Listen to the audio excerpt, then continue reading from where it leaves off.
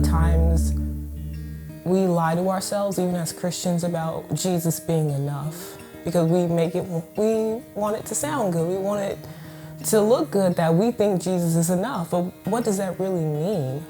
In Matthew 29:31, it says, "What's the price of a pet canary? Some loose change, right? And God cares what happens to it even more than you do.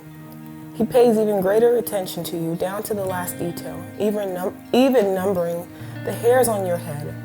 So don't be intimidated by all this bully talk. You're worth more than 1,000,000 canaries.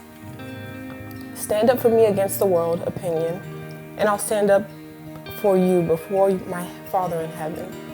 If your first concern is to look after yourself, you'll never find yourself.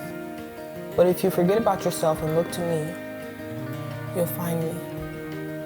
All the time we think our goal is to be ourselves and to find ourselves in this world full of people who don't even know who themselves are. And I've come to cut that cliche.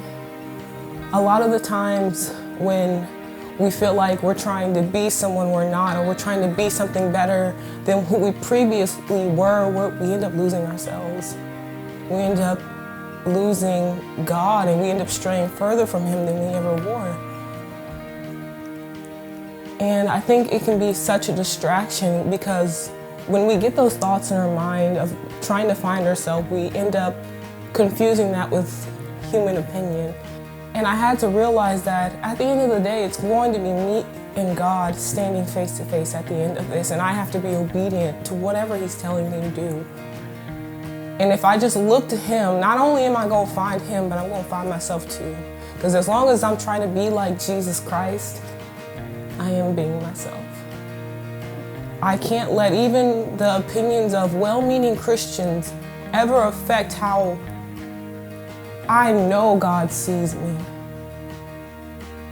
Because if I get distracted with that, I end up trying to please this world instead of trying to please God.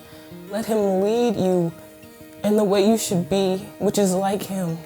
And when you become obsessed, and there's an obsession in your heart for the lover of your soul, and you find yourself, you look up one day and you find yourself being content. And it's like, I don't care if I'm single for the rest of my life. I don't care if so-and-so doesn't like me. They never thought about me anyways. But you find yourself being so content in Jesus, the whole world just falls away. All the opinions just fall away. Then you would really know if Jesus was enough for you. Thanks.